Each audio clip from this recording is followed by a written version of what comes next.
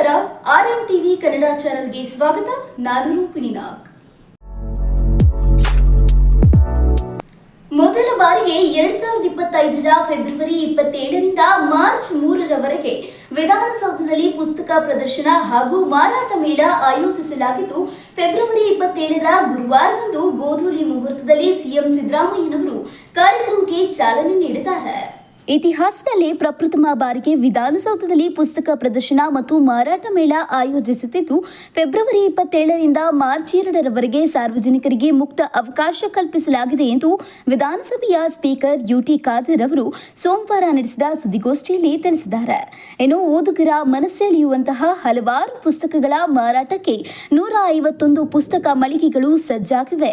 ಕಾರ್ಯಕ್ರಮವನ್ನು ಮುಖ್ಯಮಂತ್ರಿ ಸಿದ್ದರಾಮಯ್ಯನವರು ಉದ್ಘಾಟನೆ ಮಾಡಿ ಮಾತನಾಡಿದ್ದು, ಇನ್ನು ಮುಂದೆ ಪ್ರತಿ ವರ್ಷವೂ ಪುಸ್ತಕ ಮೇಳ ಆಯೋಜಿಸಲು ಸರ್ಕಾರದಿಂದ ಅಗತ್ಯ ಸಹಕಾರ ಧನ ಸಹಾಯವನ್ನು ಒದಗಿಸಲಾಗುವುದು ಎಂದು ಮುಖ್ಯಮಂತ್ರಿ ಸಿದ್ದರಾಮಯ್ಯನವರು ಭರವಸೆ ನೀಡಿದ್ದಾರೆ.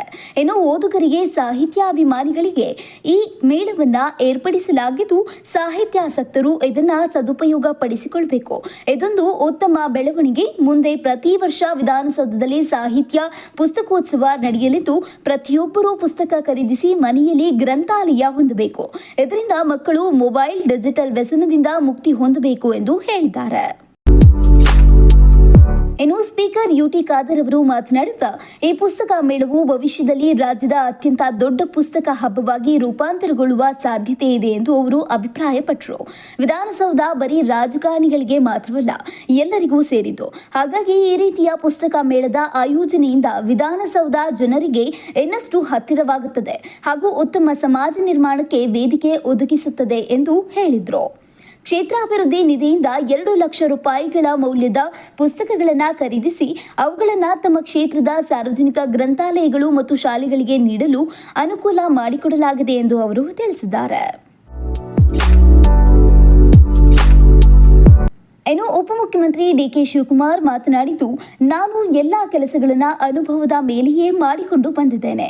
ಓದುವ ಹವ್ಯಾಸ ನನಗೆ ಯಾಕೋ ಬರಲೇ ಇಲ್ಲ. ಪುಸ್ತಕ ತೆಗೆದುಕೊಂಡು ಒಂದು ಪೇಜ್ ಓದುವಷ್ಟರಲ್ಲೇ ಸುಸ್ತಾಗುತ್ತೇನೆ. ಆದರೆ ಪುಸ್ತಕಗಳನ್ನು ಓದುವುದರಿಂದ ಹಲವಾರು ಬದಲಾವಣೆಗಳನ್ನು ತರಲು ಸಾಧ್ಯವಾಗುತ್ತದೆ. ಸಾಹಿತ್ಯ ಕ್ಷೇತ್ರದ ಉತ್ತೇಜನಕ್ಕೆ ಪುಸ್ತಕ ಮೇಳ ಅವಶ್ಯ ಎಂದು ಹೇಳಿದ್ದಾರೆ.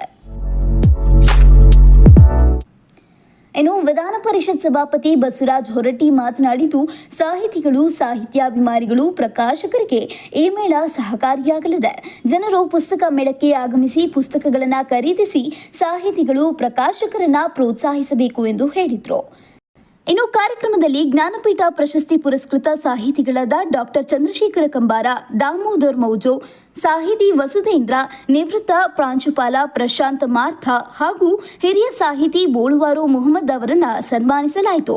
ಸಭಾಪತಿ ಬಸವರಾಜ ಹೊರಟ್ಟಿ, ಶಿಕ್ಷಣ ಸಚಿವ ಮಧು ಬಂಗಾರಪ್ಪ, ನಾಗರಾಜ್ ಯಾದವ್, ಸಲೀಂ ಅಹಮದ್, ಶಾಸಕ ಟಿಬಿ ಜಯಚಂದ್ರ, ಎಚ್ಎಂ ರೇವಣ್ಣ ಇನ್ನಿತರರು ಹಾಜರಿದ್ದರು.